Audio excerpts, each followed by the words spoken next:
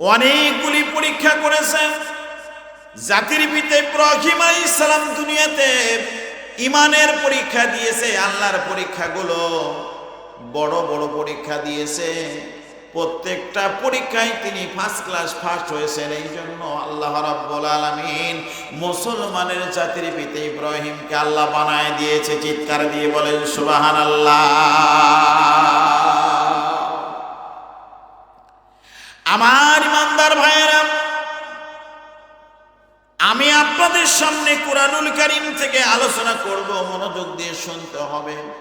এই কোরআন শরীফের মধ্যে কোনো ভুল, জোরে বলেন, এই কোরআনুল কারীমের মধ্যে কোনো ভুল নাই।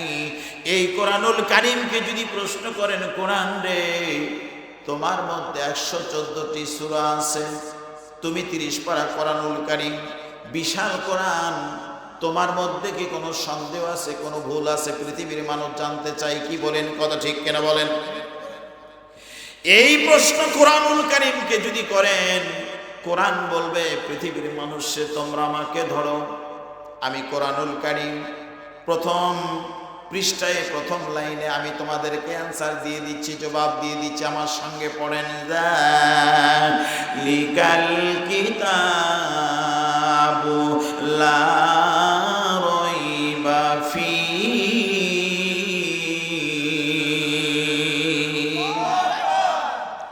আমার ইমানদার ভাইয়েরা, কোরআনুল কারীম বলল পৃথিবীর মানুষ, যালিকাল কিতাব, আমি ওই কিতাব যেই কিতাবের মধ্যে কোনো সন্দেহ নাই, কোনো ভুল ত্রুটি নাই। কি বলেন, কথা ঠিক কিনা বলেন? এই কোরআনুল কারীমের মধ্যে কোনো জের জবর পেশের কোনো ভুল নাই। কি বলেন, আছে কি বলেন তো? নাই, কোনো ভুল নাই। এই কোরআনুল কারীমকে যদি প্রশ্ন করেন, কোরআন তোমার বাড়ি কোথায়, একটু পরিচয় জানতে চাই, তোমার বাড়ি কোথায় তুমি একটু বলে দিয়ে দাও। এইবার কোরআনুল কারীমকে যদি প্রশ্ন করেন, তোমার বাড়ি কোথায়, কোরআনুল কারীম থেকে আনসার আসবে, বাল হুয়া কুরআনুম মাজিদুম ফি লাওহিম মাহফুজ।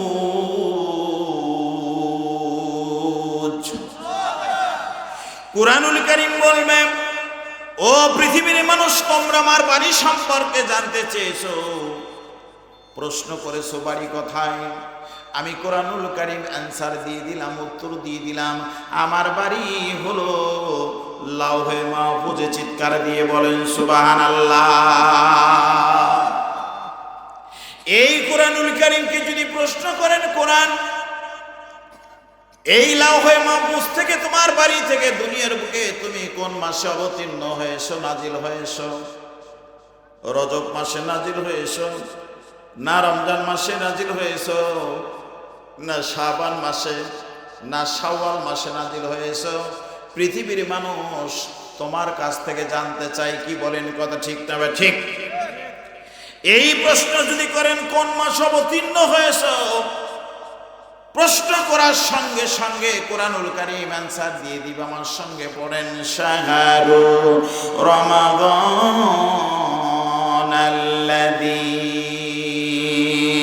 উনজিলা ফীহিল কুরআন।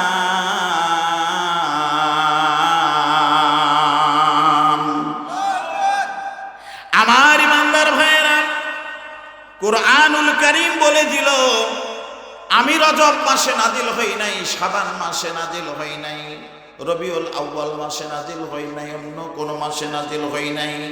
আমি কোরআনুল কারীম অবতীর্ণ হয়েছি, নাজিল হয়েছি পবিত্র রমজানুল মুবারক মাসে। চিৎকার দিয়ে বলেন সুবহানাল্লাহ। কোন মাসে নাজিল হয়েছে? আপনারা বললেন রমজান মাসে, আলহামদুলিল্লাহ।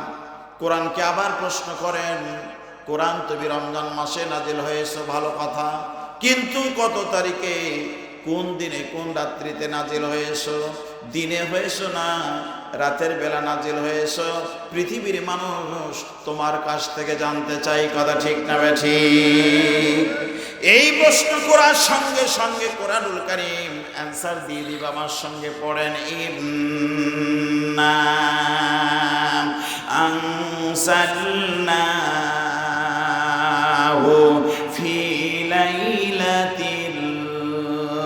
কদর। আল্লাহু আকবার বলেন।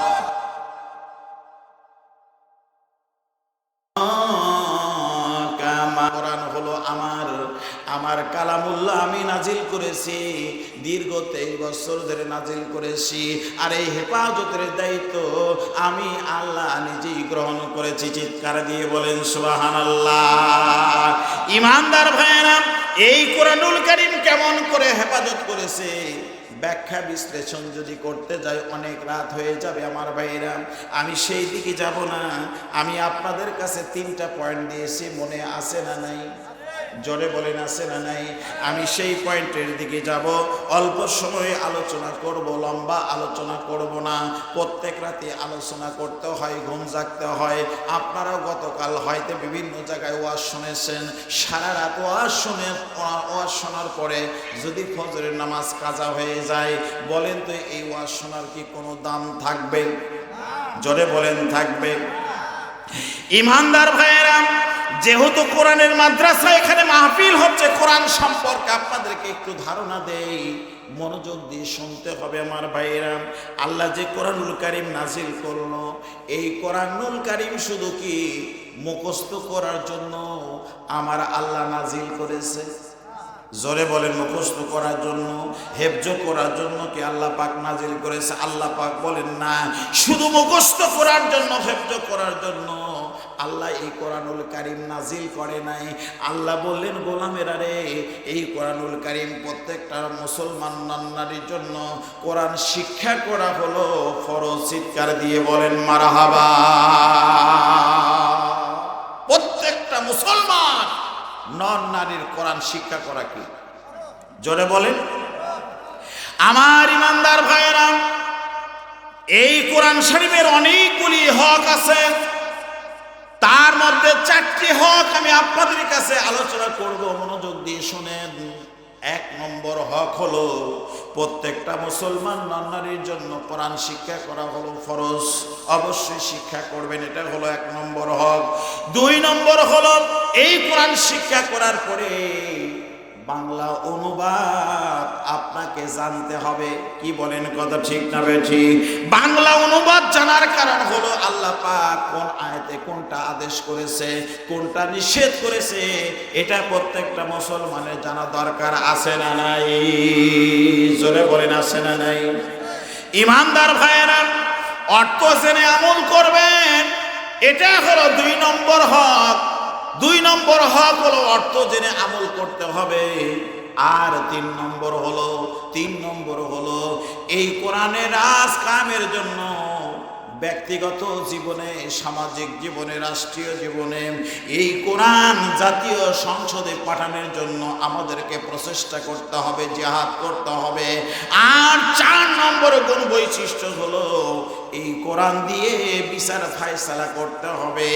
এই 4টি হক যদি আমরা দুনিয়াতে আদায় করতে পারি, চেষ্টা করি আর আদায় করতে পারি, ইয়াউমাল কিয়ামতের দিন এই কোরআনুল কারীম হাসরের ময়দানে আপনার পক্ষে সুপারিশ করে আল্লাহ পাকের জান্নাত পর্যন্ত কোরআনুল কারীম পৌঁছে দিবে।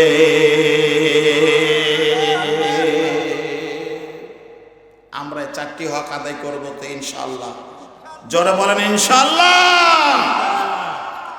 আমার ইমানদার ভাইয়েরা, আর যদি এই 4টি হক যদি আদায় না করেন, এই 4টি হক যদি আদায় না করেন, ইয়াউমাল কিয়ামতের দিন হাসরের ময়দানে কোরআন আপনার বিরুদ্ধে আল্লাহর কোর্টে মামলা দায়ের করবে।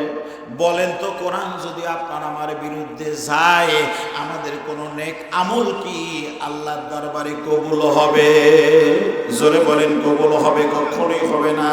এই জন্য সকল ব্যক্তিগত জীবনে, সামাজিক জীবনে, রাষ্ট্রীয় জীবনে আমাদেরকে কোরআনের পক্ষে থাকতে হবে। কথা ঠিক না বেঠিক? যত বাধাই আসুক, আমরা কোরআনের পক্ষে, কোরআনের রাজ কায়েমের জন্য আমরা মাঠে ময়দানে থাকবো। কি বলেন, কথা ঠিক না বেঠিক? আমার ইমানদার ভাইয়েরা, অল্প সময় আলোচনা করব, আগেই তো বলেছি। ইমানদার ভাইয়েরা, আমি আপনাদের কাছে আলোচনা করতে চাই এই কোরআনকে আমরা বুকে ধারণ করব। আল্লাহ যেখানে আদেশ করেছে সেইটা আমরা বাস্তবায়ন করব, আর যেইটা নিষেধ করেছে সেখান থেকে আমরা বারণ থাকবো। কথা ঠিক না ঠিক? আমার ইমানদার ভাইরা, আল্লাহ রাব্বুল আলামিন কুরআনুল কারীমের মধ্যে আল্লাহ এই কুরআনুল কারীমকে বিশ্ব নবীর উপরে নাজিল করেছে। দীর্ঘ 23 বছর ধরে কুরআনুল কারীম নাজিল করেছে। আমি আপনাদেরকে প্রশ্ন করব, বলেন তো এই কোরআন নাজিল হতে কত বছর লেগেছে? জোরে বলেন 23 বছর। জোরে বলেন 23 বছর। দীর্ঘ 23 বছর ধরে এই কুরআনুল কারীম আল্লাহ রাব্বুল আলামিন নাজিল করেছে। আর এই কোরআনের মধ্যে 114টি সূরার মধ্যে এমন একটি সূরা আমার ভাইরা আল্লাহ পাক নাজিল করেছেন, যেই সূরার নাম হলো সূরাতুল আর রহমান। চিৎকার দিয়ে বলেন আল্লাহু আকবার। আল্লাহু আকবার। সূরার নাম কি বললাম? আর রহমান। আর রহমান নামে সূরা আছে না নাই? বলেন তো এটা কার নামে সূরা নাজিল করেছে? আল্লাহর নামে। সুবহানাল্লাহ বলেন। কার নামে? আচ্ছা বলেন তো আল্লাহর নাম আর রহমান আছে না নাই? ইয়ার রহমানও আছে না নাই? আমার ইমানদার ভাইরা, এই সূরার রহমান আল্লাহর নামে নাজিল করেছে আল্লাহ রাব্বুল আলামিন। আমাদের নবীর নাম অনেকগুলি নবীর নাম আছে। মোহাম্মদ আছে, আহমদ আছে, আছে না নাই? জোরে বলেন আছে না নাই? এছাড়াও অনেকগুলি নাম আমার নবীজির নাম আছে, আমরা বুঝতে পারি না। এই কোরআনুল কারীমের মধ্যে বলেন তো একটা সূরা আছে, সূরার নাম হলো সূরা ইয়াসিন। আছে না নাই? ইয়াসিন বলেন তো কার নাম? আমার ইমানদার ভাইরা, আমার একজন মুসল্লি বলল সূরা ইয়াসিন হলো বিশ্ব নবীর নাম। আমাদের প্রিয় নবীজির নামে আল্লাহ পাক সূরা ইয়াসিন নাজিল করেছেন।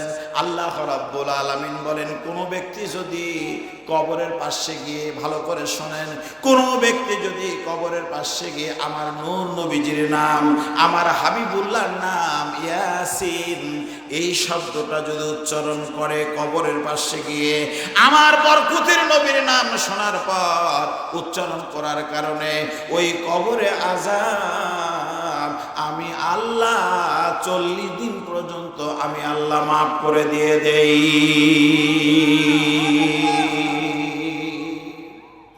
নবীর নামের বরকতে যদি একবার কোনো ব্যক্তি কবরের পাশে গিয়ে ইয়াসিন এই শব্দটা যদি উচ্চারণ করেন, তার মানে নবীর নাম যদি উচ্চারণ করেন, আল্লাহ পাক খুশি হইয়া আমার নবীর নামের খাতিরে ওই কবরের ওই মুর্দার 40 দিন পর্যন্ত আল্লাহ পাক কবরে আযাব মাফ করে দেন। সুবহানাল্লাহ। আমার ইমানদার ভাইরা, এই সূরার রহমানের 4টি আয়াতের শানে নজুল আপনাদের কাছে বলতে চাই, মনোযোগ দিয়ে শুনতে হবে। আমার সঙ্গে পড়েন, আর রহমান আল্লামাল কুরআন খালাকাল ইনসান আল্লামাহুল বায়ান।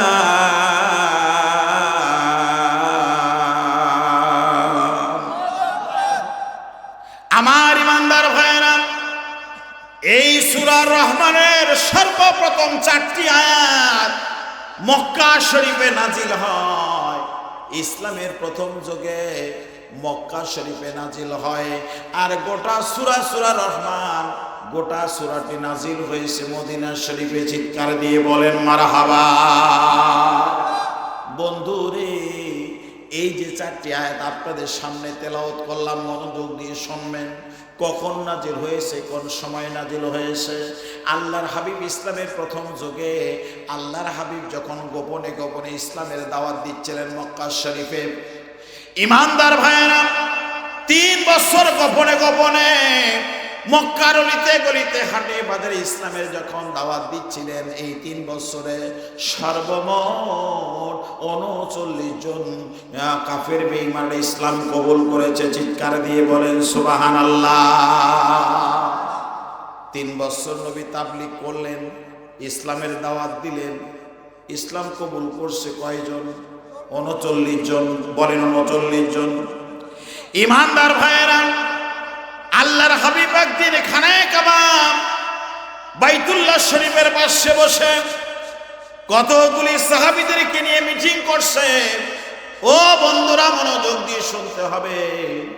সাহাবায়ে কেরামদেরকে নিয়ে আল্লাহর হাবিব খানায়ে কাবা বাইতুল্লাহ শরীফের পাশে বসে মিটিং করছে, কেমন করে মক্কা গলিতে গলিতে হাটে বাজারে ইসলামের কাজ প্রচার করা যায়। গোপনে নয়, আমরা প্রকাশ্যে করতে চাই। চিৎকার দিয়ে বলেন মারহাবা।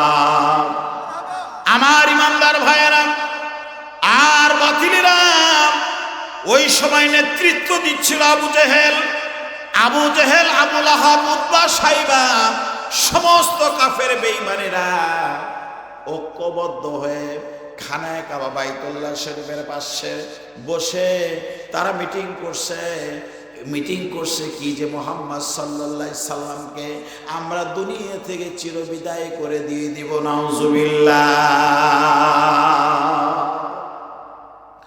আবু জেহেল সমস্ত দলবল নিয়ে বলছে, মুহাম্মদ যেইভাবে কালেমার দাওয়াত দিচ্ছে, একত্ববাদের দাওয়াত দিতে, তাওহীদের দাওয়াত দিচ্ছে, সমস্ত আমাদের দলের লোকেরা ইসলাম কবুল করছে, মুহাম্মাদের দলের লোক বাড়িয়ে যাচ্ছে। আমাদের পৌত্তলিকতা ধর্ম থাকবে না, বাপ দাদার ধর্ম থাকবে না, এটা তো হতে পারে না, কখনোই না। অতএব আমরা মুহাম্মদকে দুনিয়া থেকে চিরবিদায় করে দিব, এই সিদ্ধান্ত নিয়েছে আবু জেহেল। কি বলেন, কথা ঠিক না ঠিক? ইমানদার ভাইয়েরা, খানায়ে কাবা দুই পাশে দুইটা মিটিং চলছে, আর আল্লাহর হাবিব সিদ্ধান্ত নিয়েছে মক্কার গলিতে গলিতে হাটে বাজারে কেমন করে ইসলাম প্রসার করা যায়, ইসলামের দাওয়াত দেওয়া যায়। আহারে, দুই জায়গায় দুইটা যখন ইসলামের প্রথম যুগে মিটিং চলছে, এমন সময় আল্লাহ রাব্বুল আলামিন হযরতে জিবরাইল আলাইহিস সালাতুস সালামকে বলল, জিবরাইল যাও আমার রাসূলের কানে কানে সূরা আর রহমানের 4টি আয়াত তুমি শোনায় দিয়ে এসো। আল্লাহ পাকের ফেরেশতা জিবরাইল সঙ্গে সঙ্গে নবীজি কোরআন খালাকাল ইনসানা আল্লামাহুল বায়ান।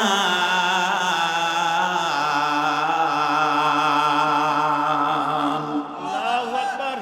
আমার ইমানদার ভাইয়েরা, 4টি আয়াত যখন নাজিল হয়ে গেল, দুই জায়গায় দুইটা মিটিং চলছে, এমন সময় বিশ্বনবীর কানে যখন আয়াতটা শোনানো হলো, এমন সময় আল্লাহর হাবিব সাহাবীদেরকে বললেন, ও আমার সাহাবায়ে কেরাম রে, এই মাত্র জিবরাইল আলাইহিস সালাম আমার কানে কানে কোরআন শরীফের 4টি আয়াত শোনায় দিল। আমার সাহাবী কে আসো, আমার সাহাবীদের মধ্যে কে আসো, এই কোরআন শরীফের আয়াত অথবা কালেমার দাওয়াত, এই কোরআন শরীফের আয়াত, এই সূরাগুলি আয়াতগুলি বেটা আবু জেহেলকে শোনাইতে পারো? চিৎকার দিয়ে বলেন মারহাবা। আল্লাহর হাবিব সাহাবীদেরকে বললেন, ও আমার সাহাবায়ে কেরাম, তোমরা কে আসো, এই কোরআন শরীফের সূরা আর রহমানের 4টি আয়াত আবু জেহেলকে শোনাইতে পারো? সুবহানাল্লাহ বলেন। আমার ইমানদার ভাইয়েরা, বাজে আলোচনা করব না, বাজে কথা বলবো না। কোরআনের মাদ্রাসা, কোরআনের আলোচনা হবে, মনোযোগ দিয়ে শোনেন, আশা করি ভালো লাগবে। কোরআনের কথা যত শুনবেন ঈমান বাড়বে। সুবহানাল্লাহ বলেন। ঈমান বাড়বে কি বাড়বে না? আল্লাহর হাবিব সাহাবীদেরকে বললেন, কে আসো, এই আয়াতগুলি বেটা আবু জেহেলকে শোনাইতে পারো? তখন একজন সাহাবী, তার নাম হলো আব্দুল্লাহ ইবনে মাসউদ রাদিয়াল্লাহু তাআলা আনহু, সাহাবীদের মধ্যে সবচাইতে যিনি বড় কারি ছিল, 4 জন কারির মধ্যে সহি করে কোরআনুল কারীম তেলাওয়াত করত। তার মধ্যে আব্দুল্লাহ ইবনে মাসউদ রাদিয়াল্লাহু তাআলা আনহু দাঁড়িয়ে গেলেন, ইয়া রাসূলুল্লাহ, ইয়া হাবিবাল্লাহ, আপনি যদি আমারে পারমিশন দেন তাহলে আমি বেটা আবু জেহেলকে এই কোরআন শরীফের আয়াত আমি শোনায় দিতে পারবো। চিৎকার দিয়ে বলেন মারহাবা। দেখায় আপনার মোজেজা ধন্য বিবি খাদিজা, বলেন না, দেখায় আপনার মোজেজা ধন্য বিবি খাদিজা, জীবন সম্পদ সব করিল দান আল্লাহ নবী প্রাণের নবী গো, আপনি নবী আমার জীবনের জীবন আল্লাহ নবী প্রাণের নবী গো, আপনি নবী আমার জীবনের জীবন। বলেন মারহাবা। লিল্লাহে তাকবীর, নারাই তাকবীর। আল কোরআনের আলম, আল হাদিসের আলম, কোরআন হাদিস যেখানে, নামাজ কালাম যেখানে, সুদ ঘোষ যেখানে,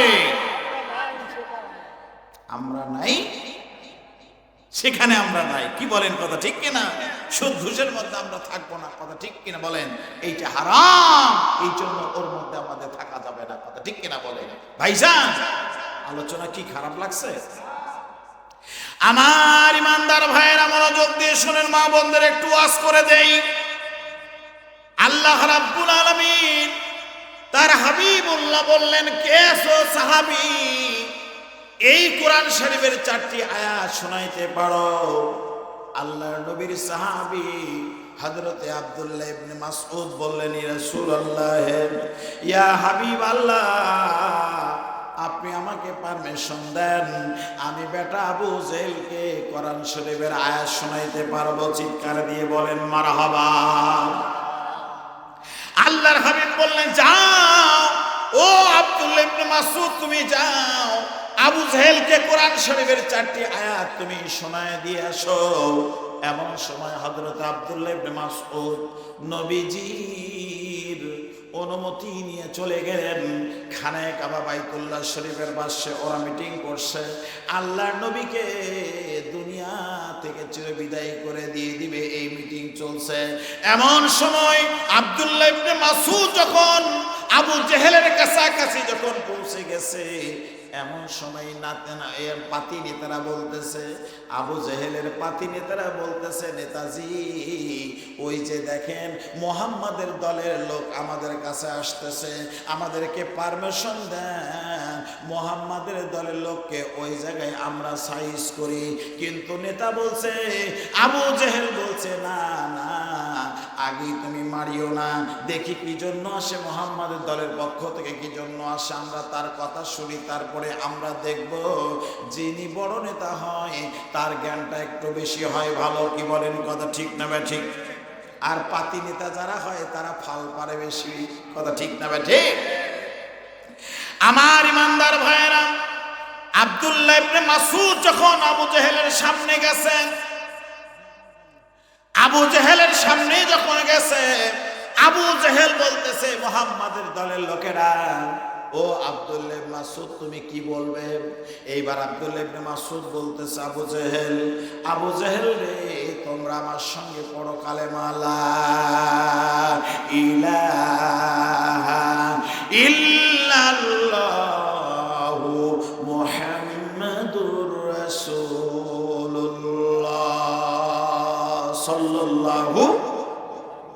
আমার ইমানদার ভাইয়েরা, যখন কালেমা পড়ে 4টি আয়াত যখন শোনায় দিয়েছে, আর রহমান আল্লামাল কোরআন খলাকাল ইনসান আল্লামাহুল বায়ান, এই আয়াত চারটি যখন আবু জেহেলকে যখন শোনায় দিয়েছে, আপনারা বলেন তো আবু জেহেলের পাতি নেতারা কি ঠিক থাকতে পারবে?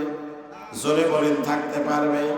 ইমানদার ভাইরা, শুধু পাতি নেতা নয়, আবু জেহেলের সমস্ত রক্ত মাথায় উঠে গেছে, আর বলছে আমার নেতারা কোথায় রে, এই জায়গায় মেরে একে সাইজ করে ফেলে দাও। সঙ্গে সঙ্গে আবু জেহেলের সমস্ত পাতিনিতা যারা ছিল, আবু জেহেল সহ সমস্ত পাতিনিতারা আল্লাহর নবীর সাহাবী হযরতে আব্দুল্লাহ ইবনে মাসউদ কেমন প্রহার করা শুরু করলো, মারা শুরু করলো। মারতে মারতে মারতে তাকে রক্তাক্ত করে দিয়ে দিল। অজ্ঞান অবস্থায় জমিনে যখন ফালিয়ে দিল, আমার ভাইয়ের আব্দুল্লাহ ইবনে মাসউদের শরীর থেকে রক্ত ঝরলো, সমস্ত শরীরটা রক্তাক্ত হয়ে জমিনে পড়ে গেল। তারা এমন ভাবে প্রহার করেছে, এমন ভাবে আঘাত করেছে, আবু জেহেল বলছে আর মারিস না, আমার মনে হয় দুনিয়াতে আর বেঁচে নাই।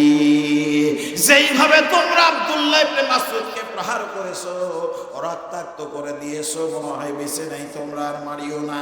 এই কথা বলার পরে যখন আবু জেহেল চলে গেল, কিছুক্ষণ পর তিনি অজ্ঞান অবস্থায় যে পড়েছিল আব্দুল্লাহ ইবনে মাসউদ, অজ্ঞান অবস্থায় থাকার পর কিছুক্ষণ পরে যখন হুঁশ যখন ফিরল, জ্ঞান যখন ফিরে আসে, ওই অবস্থায় রক্তমাখা শরীর দিয়ে যখন আল্লাহর হাবিবের কাছে যখন চলে আসলো, আরে গোটা শরীরটা আব্দুল্লাহ ইবনে মাসউদের রক্তাক্ত হয়ে গেছে। এমন সময় এই চেহারা নিয়ে আব্দুল্লাহ ইবনে মাসউদ যখন বিশ্ব নবীর সামনে দাঁড়ায় গেল, আহারে আমার রহমতের নবী, বরকতের নবী আব্দুল্লাহ ইবনে মাসউদের দিকে তাকাইয়া, আহারে তার চেহারার দিকে তাকাইয়া আমার নবীর চোখ থেকে পানি দরদর করে পড়তেছে। আমার নবীজি কান্না করছে। আল্লাহর হাবিবের চতুর্পার্শ্বে যেইগুলো সাহাবীরা ছিল, সমস্ত সাহাবায়ে কেরাম নবীর কান্না দেখে তারা কান্না করছে। নবী কান্না করছে, সমস্ত সাহাবায়ে কেরাম কান্না করছে তার চেহারা দেখে। এমনকি আব্দুল্লাহ ইবনে মাসউদও কান্না করছে। কান্নার রোল যখন পড়ে গেছে, ও ইমানদার ভাইয়েরা মনোযোগ দিয়ে শুনতে হবে, কান্নার রোল যখন পড়ে গেছে, এমন সময় আল্লাহ রাব্বুল আলামিন হযরতে জিবরাইল আলাইহিস সালাতুস সালামকে পাঠিয়ে দিল।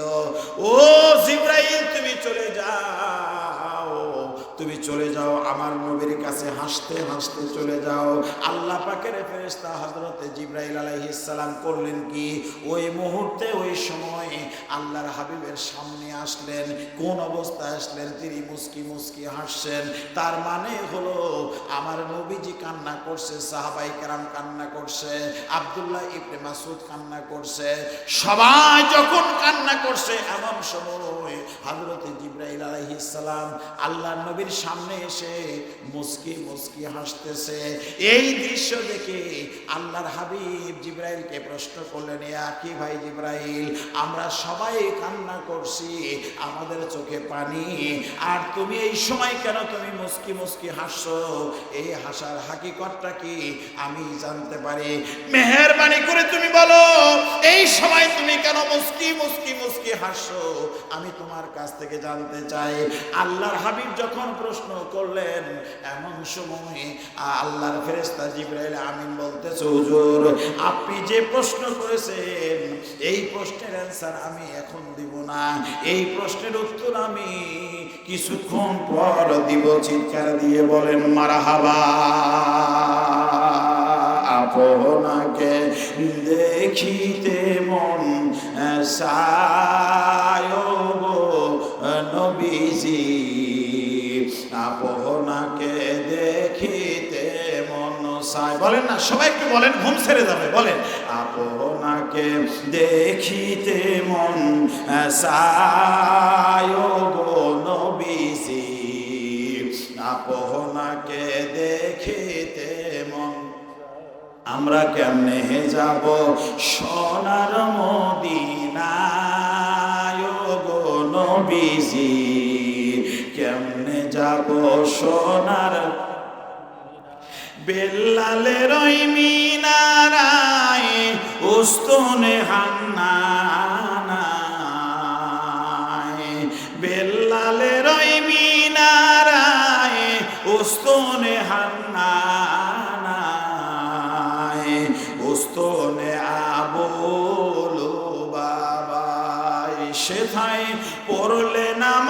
দুই রাকাত গুনাহ তোমার হবে মাফ। সেথায় পড়লে নামাজ দুই রাকাত গুনাহ তোমার হবে মাফ।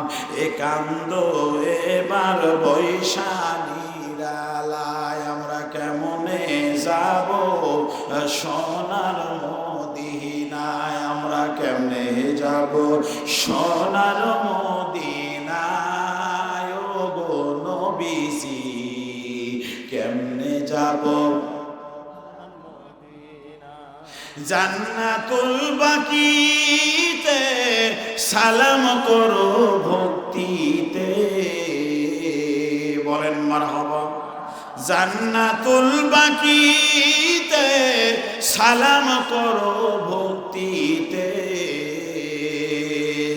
যেখানে মা ফাতেমা ঘুমাই, যেখানে মা ফাতেমা ঘুমাই। ইমাম জয়নুল আবেদিনকে কুলে লইয়া ইমাম হাসান আছে ঘুমাইয়া, ইমাম জয়নুল আবেদিনকে কুলে লইয়া ইমাম হাসান আছে ঘুমাইয়া। উত্তর পার্শ্বে আয়েশা সিদ্দিকা, আল্লাহ নবী আপনার দরবারে এই আসামি হাজির হয়েছি, আমরা কেমনে যাব সোনার মদিনায়, আমরা কেমনে যাব সোনার মদিনায় ও গো নবীজি কেমনে যাব।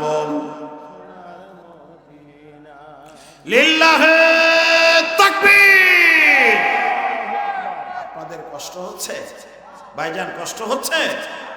আমার ইমানদার ভাইরা, সারা রাত যদি আপনার আলোচনা শোনেন, আর যদি ফজরের নামাজ যদি কাদা হয়ে যায়, এই আলোচনা শোনার কোনো মূল্য, কোনো দাম থাকবে না। আপনারা 5 ওয়াক্ত নামাজ পড়বেন তো ইনশাআল্লাহ, ফজরের নামাজ পড়বেন তো ইনশাআল্লাহ। আমার ভাইয়েরা, যতগুলি ইবাদত বন্দেগী আছে সমস্ত ইবাদতের মাথার নাম হলো, জোরে বলেন, আপনারাই বলেন, সমস্ত ইবাদতের মাথা হলো নামাজ। এই নামাজ ছাড়া কোনো ইবাদত আল্লাহর দরবারে কবুল হবে না। কথা ঠিক না বেঠিক?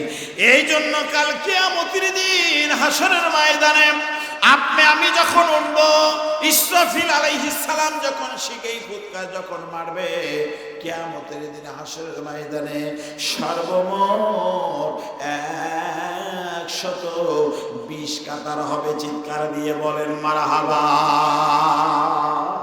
কয় কাতার হবে? আমার ইমানদার ভাইরা, হাসরের ময়দানে 120 কাতার হবে। এই 120 কাতারের মধ্যে উম্মতি মুহাম্মাদের কাতার হবে 80 কাতার। আর আদম থেকে নিয়ে যত নবী রাসূল আসছে, উম্মত আসছে, এদের কাতার হবে মাত্র 40 কাতার। রাসূল বলেছেন, কিয়ামতের দিন আমি যদিও একজন নবী, আমি রাসূল হাসরের ময়দানে আল্লাহর সামনে গর্ব করে বলবো, আল্লাহ আমি একজন নবী, আমার উম্মতের সংখ্যা দ্বিগুণ সবচাইতে বেশি। চিৎকার দিয়ে বলেন মারহাবা।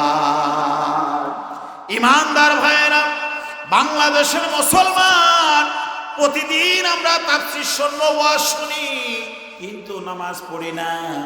অনেকে বলে হুজুর ওয়াজ করেন 2 ঘন্টা 5 ঘন্টা, ওয়াজ শুনতে শুনতে জ্ঞান হারাবো, মরেই যাব, কিন্তু ফজরের নামাজ পড়বো না। এইরকম মুসল্লির সংখ্যা কম না আমাদের দেশে বেশি?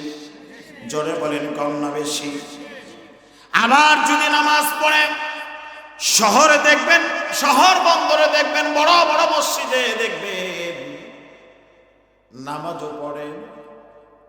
যদি নতুন জুতা নিয়ে ঢুকে, মাশাআল্লাহ, নামাজও পড়ে, মাঝে মধ্যে মসজিদের মধ্যে জুতাও চুরি করে। এই রকম মুসলমান আমাদের সমাজে আছে না নাই? তারা বলে সুবহান রাব্বিয়াল আলা, কোন জুতা ভালা, বাটা জুতা ভালা, নিয়ে তাড়াতাড়ি পালা। আছে না না? মুসলমান আমাদের নৈতিক চরিত্র এত খারাপ হয়ে গেছে, কি বলেন, কথা ঠিক না বেঠে? আমার ইমানদার ভাইয়েরা, আর অল্প সময় কথা বলবো। কবর জিন্দা, মুর্দাও জিন্দা। কবর এক জায়গা থেকে অন্য জায়গায় চলে যায়। কবরের নাম কি, মুর্দার নাম কি আপনাদের মনে আছে না নাই? আমি আপনাদের কাছে অল্প সময় আলোচনা করব, আর একটু ধৈর্য ধারণ করুন। আমি বলতে চাচ্ছি ভাই, কাল কিয়ামতের দিন হাসরের ময়দানে আল্লাহ পাক সর্বপ্রথম নামাজ সম্পর্কে জিজ্ঞাসা করা হবে, কথা ঠিক না বেঠিক? নামাজের আদালত বসবে সেই দিন। আমরা 5 ওয়াক্ত নামাজ যদি আদায় করতে পারি তাহলে কি হবে জানেন? আল্লাহ রাব্বুল আলামিন বলেন, গোলাম রে, তোমরা যদি জোহরের 4 রাকাত ফরজ নামাজ, জোহরের 4 রাকাত ফরজ নামাজ এবং আসরের 4 রাকাত ফরজ নামাজ, এই 8 রাকাত নামাজ যদি জামাতের সহিত আদায় করো, শুধুমাত্র আমার ভয়ে 8 রাকাত নামাজ যদি তোমরা আদায় করতে পারো রে, আমি আল্লাহ খুশি হইয়া ওই গোলামের প্রতি 8টি জান্নাতের দরজা আমি আল্লাহ খুলে দিব। গোলাম যে কোনো দরজা দিয়ে আমার জান্নাতের মধ্যে প্রবেশ করতে পারবে। আমার ইমানদার ভাইয়েরা, এই জন্য নামাজের দরকার আছে না নাই? নামাজ ছাড়া কোনো ইবাদত আল্লাহর দরবারে কবুল হবে না। ও আমার যুবক ভাইরা, আপনাদের কাছে একটু কথা বলতে চাই।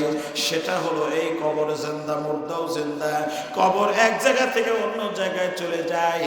কবরের নাম কি, মুর্দার নাম কি আমি বলতে চেয়েছি। এটা হলো 1 নম্বর। আর 2 নম্বর হলো 18, 80, 19, 80, 20, 5। তার নাম হলো তার। সে করে জোরে বলেন সর্বনাশ। অনেকে মনে মনে চিন্তা করতেছে, হুজুর আসল ওয়াজি ধরছেন আপনি। আমরা 30 বছর হলে তাস খেলে আমল করি, কিন্তু এর দলিল তো আমরা পাই না, কথা ঠিক না বেঠিক?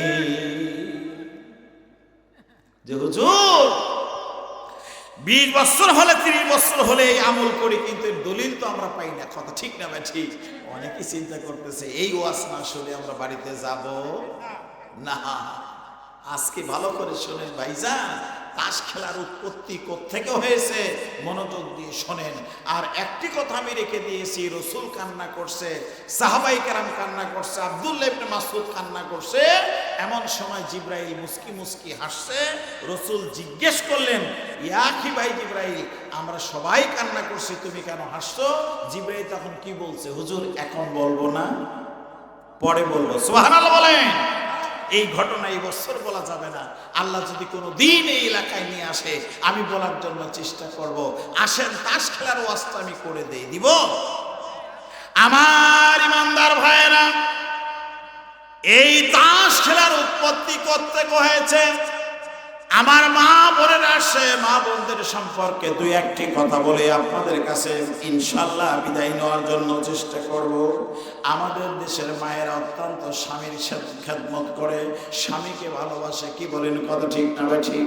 আহারে আম্মা জান আয়েশা সিদ্দিকা রাদিয়াল্লাহু তাআলা আনহা, আম্মা জান আয়েশা সিদ্দিকা রাদিয়াল্লাহু তাআলা আনহাকে একদিন সাহাবায়ে কেরাম, সমস্ত সাহাবায়ে কেরাম মা আয়েশার কাছে গিয়ে প্রশ্ন করলেন, আম্মা জান আয়েশার কাছে প্রশ্ন করলেন, মা আয়েশা, আমার নবীজির চরিত্র কেমন? চিৎকার দিয়ে বলেন মারহাবা। আমার মায়েরা যারা পর্দার আড়াল থেকে শুনছেন, মা ভালো করে শুনেন। সমস্ত সাহাবায়ে কেরাম আম্মা জান আয়েশার কাছে প্রশ্ন করলেন, মা নবীজির চরিত্র কেমন? সুবহানাল্লাহ।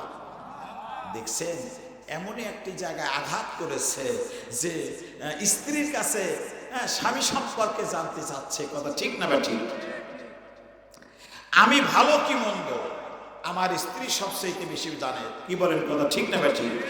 আপনার চরিত্র ভালো না খারাপ আপনার স্ত্রী কিন্তু ভালো জানে। কথা ঠিক না বেশি?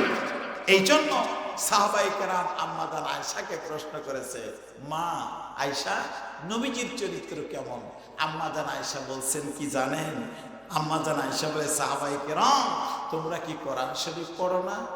হ্যাঁ মা, আমরা তো কোরআনুল কারীম তেলাওয়াত করি। মা আয়েশা তখন বলছেন, কেন তোমরা যে কোরআনুল কারীম তেলাওয়াত করো, কোরআন শরীফ পড়ো, কোরআনের মধ্যে কি কোনো সন্দেহ আছে, ভুল আছে? সাহাবায়ে কেরাম বলে, মা কোরআন শরীফের মধ্যে কোনো সন্দেহ নাই, কোনো ভুল নাই।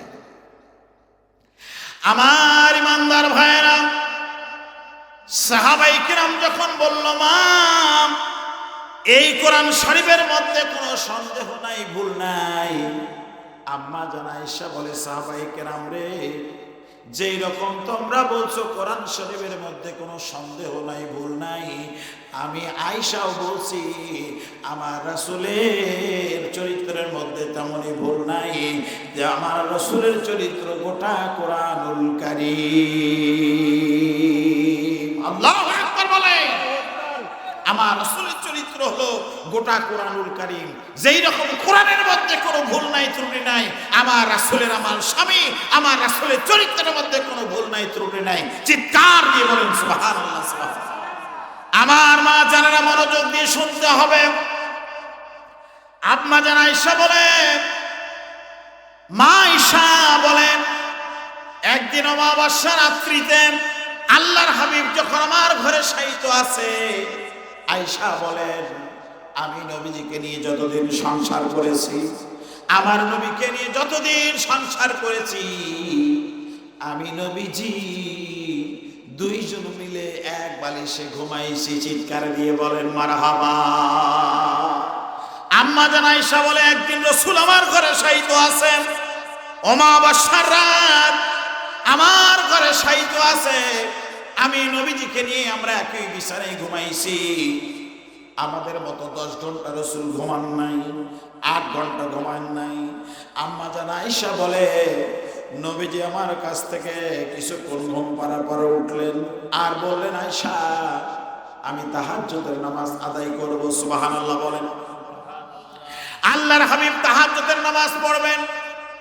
আল্লাহর হাবিব বলেন, আয়েশা আমাকে পানি দাও, আমি ওযু করব, তাহাজ্জুদের নামাজ পড়ব। আম্মা জান আয়েশা বলে, আমি সঙ্গে সঙ্গে নবীজিকে পানি দিলাম। নবীজি পানি নিয়ে ঘর থেকে বের হয়ে ওযু বানাইতেছে। আমি আয়েশা ঘর থেকে বের হয়ে এক পা দুপা করে নবীজির সামনে গেলাম। নবী ওযু করছেন, এমন সময় আম্মা জান আয়েশা নবীজির দিকে তাকায় আছে, বারবার আকাশের দিকে তাকাচ্ছে, বারবার আকাশের দিকে তাকাচ্ছে। আম্মা জান আয়েশা নবীটা ফলো করেছেন, দেখেছেন কি ব্যাপার। আমার আয়েশা বারবার আকাশের দিকে লক্ষ্য করে, কারণটা কি? বারবার তাকায়ের কারণটা কি? আল্লাহর হাবিব মনে মনে সিদ্ধান্ত নিল, আমি তাহাজ্জুদের নামাজ আদায় করার পরে আমার আয়েশাকে প্রশ্ন করব, কেন তিনি আকাশের দিকে বারবার তাকাচ্ছেন, কারণটা কি? আমার মা বোনেরা মনোযোগ দিয়ে শুনেন। আল্লাহর হাবিব ওযু করেন, তাহাজ্জুদের নামাজ আদায় করলেন। তাহাজ্জুদের নামাজ আদায় করার পরে আমার নবীজি আয়েশাকে আদর করে একটা নামে ডাকতেন, সেই নামটা হলো হুমায়রা। চিৎকার দিয়ে বলেন আল্লাহু আকবার। আল্লাহর নবী আম্মা জান আয়েশাকে আদর করে হুমায়রা বলে ডাকতেন।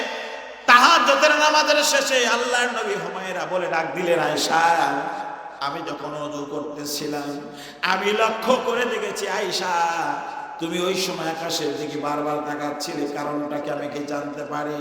আম্মা জান আয়েশা বলে, ইয়া রাসূলুল্লাহ, হ্যাঁ আমি বারবার তাকাচ্ছিলাম, তার কারণ হলো হুজুর আপনি যদি আমাকে পারমিশন দেন আপনাকে একটা প্রশ্ন করতে পারি। আল্লাহর হাবিব বললেন, আয়েশা তুমি আমার স্ত্রী, তুমি আমার অর্ধাঙ্গিনী, অবশ্যই তুমি প্রশ্ন করবে। মা আয়েশা প্রশ্ন করে, ইয়া রাসূলুল্লাহ, ইয়া হাবিবাল্লাহ, আমার প্রশ্ন হলো আমি অমাবস্যার রাত্রিতে আমি যখন আকাশের দিকে তাকাইলাম আমি লক্ষ্য করে দেখছি আকাশে লক্ষ লক্ষ কোটি কোটি তারকা। ইয়া রাসূলুল্লাহ, আমার প্রশ্ন হলো, ওই আকাশের লক্ষ লক্ষ কোটি কোটি তারকা সমতুল্য নেক আমলকে আপনার কোন সাহাবায়ে কেরাম করেছে? নবী গো, এটাই হলো আমার প্রশ্ন। আপনি বলেন। আল্লাহর হাবিব বলেন, আয়েশা, হ্যাঁ করেছে। আকাশের লক্ষ লক্ষ কোটি কোটি তারকা সমতুল্য নেক আমল আমার একজন সাহাবী করেছে।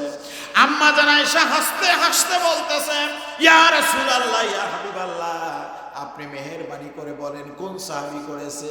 আয়েশা সিদ্দিকার মুখে হাসি, হাসতে হাসতে নবীকে বললেন, হাবিব গো, আপনি বলে দেন কোন সাহাবী করেছে। আল্লাহ নবী সঙ্গে সঙ্গে আনসার দিয়ে দিলেন, আয়েশা, আকাশের লক্ষ লক্ষ কোটি কোটি কোটি কোটি তারকা সমতুল্য নেক আমল আমার একজন সাহাবী, তিনি হলেন ইসলামের দ্বিতীয় খলিফা আমিরুল মুমিনিন হযরত ওমর ফারুক রাদিয়াল্লাহু তাআলা আনহু করেছে। চিৎকার দিয়ে বলেন মারহাবা। কোন সাহাবীর কথা বললেন? জোরে বলেন, ওমরের কথা বলেছে। আমার ইমানদার ভাইয়েরা, আল্লাহর নবী যখন ওমরের কথা বলেছেন, এমন সময় আম্মা জান আয়েশার মুখে হাসি ছিল আর হাসি নাই, মনটা মলিন হয়ে গেছে। আরে মুখে হাসি নাই, মনটা মলিন হয়ে গেছে। এমন সময় আল্লাহর হাবিব বলেন, আয়েশা, তোমার মুখে কিছুক্ষণ পূর্বে তোমার মুখে হাসি ছিল, তুমি হাসতে হাসতে আমাকে প্রশ্ন করেছো। আরে অ্যানসার নেওয়ার পরে তোমার মুখে কেন হাসি নাই, তোমার মুখটা কেন মলিন হয়ে গেছে, আমি জানতে চাই। আম্মা জান আয়েশা বলে, ইয়া রাসূলুল্লাহ, ইয়া হাবিবাল্লাহ, আমি মনে করেছি আপনি হয়তো আমার আব্বার নাম বলবেন, আপনি আমার আব্বার নাম আবু বকরের নাম বলবেন। হুজুর গো, আপনি আমার আব্বার নামে বলেন নাই, আবু বকরের নাম না বলে হুয়া ওমরের কথা বলেছেন, এই জন্য আমার মনটা খারাপ হয়ে গেছে। কথা ঠিক না ঠিক? আমার ইমানদার মা বোনেরা, মনোযোগ দিয়ে শোনেন। নামাজ কালাম পড়বেন, পর্দায় থাকবেন, স্বামীর খেদমত করবেন, স্টার জলসা দেখবেন না, জি বাংলা দেখবেন না। যদি স্টার জলসা দেখেন, জি বাংলা যদি দেখেন, আমল যদি করেন, ওই ভারতের হিন্দুদের সঙ্গে, হিন্দু মহিলাদের সঙ্গে আপনাদের হাসর হবে। কথা ঠিক না ঠিক? আম্মা জান আয়েশা বলে, ইয়া রাসূলুল্লাহ, ইয়া হাবিবাল্লাহ, আপনি ওমরের কথা বলেছেন, এই জন্য আমার মনটা খারাপ হয়ে গেছে, মলিন হয়ে গেছে। আল্লাহর হাবিব আদর করে বলতেছেন, আয়েশা, তোমাকে এমন একটা মজার সংবাদ দিয়ে দিব, তোমার মনটা চাঙ্গা হয়ে যাবে, তোমার মুখে হাসি আসবে। আম্মা জান আয়েশা বলে, ইয়া রাসূলুল্লাহ, ইয়া হাবিবাল্লাহ, আপনি তাড়াতাড়ি করে বলেন। আল্লাহর হাবিব বলেন, আয়েশা রে, হযরত ওমরের সারা জিন্দেগি আল্লাহ, ইয়া হাবিবাল্লাহ, তাহলে আমার প্রশ্ন হলো, এক রাতের কথা যেহেতু আপনি বলেছেন, হাবিব গো, সেই রাতটা কোন রাত আমারে একটু জানায়া দেন। আল্লাহর হাবিব বলেন, আয়েশা, সেই রাতটা হলো হিজরতের রাত। চিৎকার দিয়ে বলেন সুবহানাল্লাহ। আমার ইমানদার ভাইয়েরা, মা বোনদের অনেক আলোচনা ছিল, আজকে আর করব না। আজকে শুধু তাস খেলার কথা বলবো, এরপরে কবর জিন্দা, মুর্দাও জিন্দা। কবর এক জায়গা থেকে হেঁটে অন্য জায়গায় চলে যায়। এই কথাগুলি ফিনিশিং দিয়ে আপনাদের কাছে আমি মোনাজাত করতে চাই। রাজি আছেন না নাই? যেহেতু লোক সংখ্যা, আমার ভাইরা, গভীর রাত, গত রাত্রিতে আপনারা ওয়াজ শুনেছেন, আজকেও শুনতেছেন। আমি তো আগেই বলেছি, যতই ওয়াজ শোনেন, নামাজ যদি কাজা হয়ে যায়, এই ওয়াজ শোনার কোনো মূল্য দাম থাকবে না। কথা ঠিক না ঠিক? আমার ইমানদার ভাইয়েরা, এই তিনটি পয়েন্ট বলবো আমি 5 মিনিটের মধ্যে বলে শেষ করে দিব, সংক্ষিপ্ত আকারে বলে আমি শেষ করে দিব। কিন্তু তার পূর্বে আমি আপনাদের কাছে একটু হাত বাড়িয়ে দিব। এখানে বিশাল প্যান্ডেল করেছে কিনা বলেন? বিশাল প্যান্ডেল করেছে, 2 দিন ব্যাপী তাফসীরুল কোরআন মাহফিল। আমার ইমানদার ভাইয়েরা, দ্বিতীয় বক্তার হাতে অনেক টাকা পয়সা আপনারা দিয়েছেন, আমি আপনাদের কাছে একটু হাতটা বাড়িয়ে দিলাম। হুজুর, এই ওয়াজটা আপনার জীবনে শুনিলে যে বাপের বয়স মাত্র 40 আর ছেলের বয়স 118। শুনছেন আপনারা? শুনছেন? এটাও শোনেন নাই? আর একটা পয়েন্ট দিয়েছিলাম যে সেটা হচ্ছে এই যে ছেলে তার আপন মায়ের বিয়ে পড়াইছে, কিন্তু মায়ের প্রথম বিয়ে, মানে ছেলে হয়ে তার আপন মায়ের বিয়ে পড়াইছে, প্রথম বিয়ে। প্রশ্ন হলো মার বিয়েই হলো না, সন্তান কোত্থেকে আসলো? আর আপন মায়ের বিয়ে ছেলে পড়াইলো। এই ওয়াজকে আপনারা শুনছেন?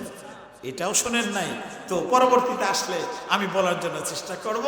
এখন আসেন, কবর জিন্দা, মুর্দাও জিন্দা। কবর এক জায়গা থেকে অন্য জায়গায় চলাচল করে। কবরের নাম কি, মুর্দার নাম কি, কোথায় আছে, আমি কোরআন শরীফ থেকে বলার জন্য চেষ্টা করব ইনশাআল্লাহ। আচ্ছা দেখেন, এই কোরআন শরীফের মধ্যে বলেন তো সর্বমোট কতজন নবীর নাম আছে? 25 জন। সুবহানাল্লাহ বলেন। কয়জন? 25 জন নবীর নাম আছে। বলেন তো এই কোরআন শরীফের মধ্যে কয়জন সাহাবীর নাম আছে? প্রতিদিন তো আপনারা তাফসীর শুনেন, ওয়াজ শুনেন, কয়জন সাহাবীর নাম আছে? মাত্র একজন। একজন। কি বললেন মুরব্বী? মনে থাকে না? ও আচ্ছা আচ্ছা আচ্ছা, হ্যাঁ, ওয়াজ শুনে আপনি এখানেই রেখে যাবেন, ওই সামিনা পার করলে কিন্তু হবে না, বুঝছেন? এই তো আমাদের ওয়াজের অবস্থা। তো যাই হোক, এই কোরআন শরীফের মধ্যে শুধুমাত্র কেবলমাত্র একজন সাহাবীর নাম আছে। সুবহানাল্লাহ বলেন। কয়জন? সেই সাহাবীর নাম বলতে পারবেন? পারবেন না। সেই সাহাবীর নাম হলো রাসূলের পালিত পুত্র যায়েদ বিন হারিসা রাদিয়াল্লাহু তাআলা আনহুর নামটা আমার আল্লাহ বিশেষ কারণে এই কোরআন শরীফের মধ্যে উল্লেখ করেছেন। চিৎকার দিয়ে বলেন সুবহানাল্লাহ। তো আমি সেটা বলবো না, এর ঘটনা আছে, অনেক মজার ঘটনা আছে। আমি বলতে চাচ্ছি কবর জিন্দা। বলেন তো 25 জন নবীর মধ্যে এই কোরআন শরীফের মধ্যে হযরতে ইউনূস আলাইহিস সালামের নাম আছে না নাই? কোন নবী? ইউনূস আলাইহিস সালাম। এই ইউনূস আলাইহিস সালামের অনেক ঘটনা আছে। বিশেষ করে বলেন তো ইউনূস নবী বিপদে পড়েছিল মাছের পেটের মধ্যে। সুবহানাল্লাহ বলেন। কার পেটের মধ্যে? মাছের পেটের মধ্যে। তো কিতাবের মধ্যে যারা কিতাব লিখেছেন স্কলাররা, তারা এই ঘটনাকে সুন্দর করে সেজে, ইউনূস নবী ছিল মাছের মধ্যে 40 দিন। সুবহানাল্লাহ বলেন। কতদিন? 40 দিন। তো এই যে মাছের মধ্যে যে 40 দিন ছিল ইউনূস নবীকে মুফাসসির কিরাম মুর্দার সঙ্গে তুলনা করেছে, আর মাছটাকে কবরের সঙ্গে তুলনা করেছে। মুর্দাও জিন্দা ছিল, কবরটাও। চিৎকার দিয়ে বলেন সুবহানাল্লাহ সুবহানাল্লাহ। হ্যাঁ, এটা হলো 1 নম্বর পয়েন্ট। 2 নম্বর পয়েন্ট হলো 18, 80, 19, 80, 20 পাঁচ, তার নাম তাস। শুনবেন? আচ্ছা, তাহলে সকল নবী রাসূলগণ আল্লাহ নবীদেরকে পাঠাইছেন নবুয়ত দিয়ে। তাদের কাজ ছিল একটা, লা ইলাহা ইল্লাল্লাহ মুহাম্মাদুর। সকল নবীর একটি দাওয়াত ছিল, তাবলীগের দাওয়াত, একত্ববাদের দাওয়াত, মানুষকে অন্ধকার থেকে আলোর দিকে নিয়ে আসা। এটাই ছিল সকল নবীদের দাওয়াত। কথা ঠিক না ঠিক? এর মধ্যে এইগুলো দাওয়াত দিতে গিয়ে নবী রাসূলগণ দাওয়াত দিতে গিয়ে বলেন তো অমুসলিমদের হাতে, কাফেরদের হাতে মার খাইছে কি খায়নি? জোরে বলেন। সবচাইতে বেশি কষ্ট পেয়েছে, সবচাইতে বেশি মার খেয়েছে আপনার নবী, আমার নবী মুহাম্মদ রাসূলুল্লাহ সাল্লাল্লাহু আলাইহি সাল্লাম। সবচাইতে বেশি মার খেয়েছে। কথা ঠিক কিনা বলেন? এরপরে আসে তো সকল নবী কালেমার দাওয়াত দিয়েছে। দেওয়ার পরে বলেন তো এই কোরআন শরীফের মধ্যে হযরতে জাকারিয়া আলাইহিস সালামের নাম আছে না? জোরে বলেন, কোন নবী? জাকারিয়া। হযরতে জাকারিয়া আলাইহিস সালাম যখন কালেমার দাওয়াত দিচ্ছিলেন, মনোযোগ দিয়ে শুনেন, তাস খেলার উৎপত্তি কোত্থেকে হয়েছে, তাস কি দিয়ে তৈরি করা হয়েছে সেই ঘটনা বলছি। এই জাকারিয়া আলাইহিস সালাম যখন কালেমার দাওয়াত দিচ্ছিলেন, তখন রাত 10টা। রাত তখন কয়টা? 10টার সময় কালেমার দাওয়াত দিচ্ছে, কিন্তু কোন অমুসলিম কালেমা গ্রহণ করে না, ঈমান আনে না। শত্রুতা বেড়েই চলে গেল। হযরতে জাকারিয়া রাত 10টার সময় যখন কালেমার দাওয়াত দিচ্ছে, ঠিক এমন সময়, কি নাম? চাপি ও রাফি শেখ 500 টাকা বলেন মারহাবা, লিল্লাহি তাকবীর। আহা, যাক আলহামদুলিল্লাহ, এলাকার মানুষ দানবীর। আপনারা সব সময় দান করবেন, সব সময়। আজকেই যে দান করতে হবে তা না, সব সময় দান করবেন, আল্লাহর পথে দায় করবেন। ওয়ামিম্মা রাযাকনাহুম ইউনফিকুন, আল্লাহর দেওয়া ধন সম্পদ আল্লাহর রাস্তায় আপনারা ব্যয় করবেন। 1 টাকা দিবেন, 10 টাকা দিবে, 10 টাকা দিলে 100 টাকা দিবে। সুবহানাল্লাহ বলেন। আচ্ছা আসেন, হযরতে জাকারিয়া আলাইহিস সালাম রাত 10টার সময় কালেমার দাওয়াত দিচ্ছে, একত্ববাদের দাওয়াত দিচ্ছে। শুনছেন কি আপনারা? মনোযোগ দিয়েছেন অন্যদিকে। আমি ধরবো। রাত 10টার সময় জাকারিয়া দাওয়াত দিচ্ছে। ঠিক কাফের বেঈমানরা চিন্তা করলো যে জাকারিয়া আল্লাহর পয়গম্বর, জাকারিয়াকে আমরা আজকে রাতে পাইছি। তো সমস্ত কাফের বেঈমানরা সিদ্ধান্ত নিল যে রাতের বেলা জাকারিয়া আলাইহিস সালামকে আমরা কি করব? হত্যা করব। নাউজুবিল্লাহ বলেন। সকল কাফিররা জাকারিয়া নবীকে রাত 10টার সময় হত্যা করবে চক্রান্ত করলো। শুধু চক্রান্ত না, ধাওয়া করলো, মারার জন্য তাড়া করলো। জাকারিয়া নবী দেখলো সর্বনাশ, আমি একা ওদের সঙ্গে যুদ্ধ করে পারবো না। নিজের জীবন বাঁচানোর ভয়ে উনি যখন দৌড়াচ্ছিলেন, দৌড়াইতে দৌড়াইতে বিশাল একটা বট গাছ পাইলেন। কি গাছ পাইলেন? বট গাছ। জাকারিয়া নবী বললেন, বট গাছ আমার একটু সাহায্য করো। তো নবীদের দোয়া কবুল হয়। যেই বলছে বট গাছ রে আমারে সাহায্য করো, পিছে পিছে হাজার হাজার কাফের বেঈমান আসছে, আমারে সাহায্য করো। এই কথা বলার সঙ্গে সঙ্গে বটগাছটা আল্লাহর কুদরতে ফেটে গেল। জাকারিয়া আলাইহিস সালাম বট গাছের মধ্যে প্রবেশ করলো। চিৎকার দিয়ে বলেন সুবহানাল্লাহ। কার মধ্যে ঢুকলো? বট গাছের মধ্যে। এখন পিছনে পিছনে যারা আসছে তারা কি নবীর বন্ধু না শত্রু? কাফের বেঈমানেরা। কথা ঠিক কিনা বলেন? দৌড়ে আসছে, দৌড়ে এসে বট গাছটাকে ঘেরাও করেছে। কাফিরিরা বট গাছটাকে ঘেরাও করে ওরা বলতেছে, কাফিরিরা বলতেছে একটা কাজ করো, করাত নিয়ে আসো। করাত নিয়ে এসে, যেহেতু আমাদের দুশমন আল্লাহর পয়গম্বর জাকারিয়া বট গাছের মধ্যে প্রবেশ করেছে, আমাদের দুশমন, করাত নিয়ে আসো। করাত নিয়ে এসে আমরা গাছটাকে দ্বিখণ্ডিত করে দেই, আমাদের দুশমনকে কেটে টুকরা টুকরা করে ফেলে দেই। ওদের ভিতর একজন বলতেছে, না না না না না, এই কাজ করা যাবে না। রাতের বেলা মানুষ মারা এইটা কাপুরুষের লক্ষণ। রাতের বেলা আমরা মানুষ মারবো না, জাকারিয়াকে মারবো না, আল্লাহর পয়গম্বরকে মারবো না। আগামীকাল সকাল বেলা ওপেন, দিনের বেলা আমাদের দুশমন আল্লাহর পয়গম্বর হযরতে জাকারিয়া আলাইহিস সালামকে আমরা মেরে শেষ করে দেব। পৃথিবীর সমস্ত মানুষ জানবে আমাদের দুশমন জাকারিয়া আলাইহিস সালামকে আমরা হত্যা করেছি। তখন বলল, হ্যাঁ এটা করা যায়, তাহলে রাতের বেলা আর মানবো না। ওদের ভিতর থেকে যিনি বিগ বস, উনি বলতেছেন, রাত তো এখন 10টা বাজে, সবে মাত্র 10টা বাজে, সারা রাত আমরা কি করব? ঘর আর ঘাস কাটবো, বসে থাকবো, না কি করব? তখন ওদের মধ্যে যিনি বিগ বস, বড় নেতা, উনি বলছেন একটা কাজ করা যায়। বলে কি? বলে বট গাছের পাতা পাড়ো। ওই বট গাছের পাতা পারলেন, যেই বট গাছের মধ্যে জাকারিয়া নবী, সেই বট গাছের পাতা পারলো। বট গাছের পাতা পেড়ে তাস তৈরি করলো। কি তৈরি করলো? তাস তৈরি করলো। তাস তৈরি করার পরে রাত 10টার থেকে ভোর পর্যন্ত তাস খেললো, সময় কাটাইলো। আমার প্রশ্ন হলো, যারা তাস তৈরি করলো, সময় কাটাইলো, এরা নবীর বন্ধু না নবীর শত্রু? জোরে বলেন। এখন যারা সেই তাস খেলবে, সময় কাটাবে, ইয়াউমাল কিয়ামতের দিন কার সঙ্গে হাসর হবে? ওই নবীর শত্রু কাফের বেঈমানদের সঙ্গে হাসর হবে। কথা ঠিক না বেঠিক?